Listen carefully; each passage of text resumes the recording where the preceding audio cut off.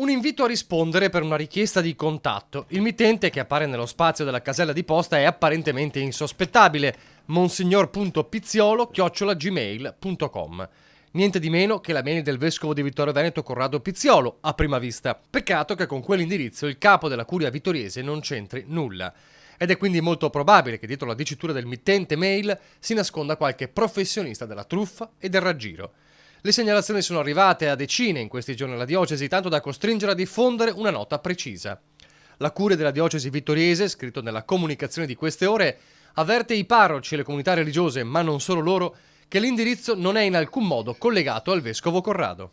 Si invita pertanto a non rispondere a eventuali messaggi ricevuti da tale indirizzo. La diocesi inoltre avverte che qualora giungessero dei messaggi sospetti a firma del vescovo, di avvisare tempestivamente il servizio informatico della diocesi al numero 0438 948 221 oppure via mail all'indirizzo informatico@diocesivittorioveneto.it.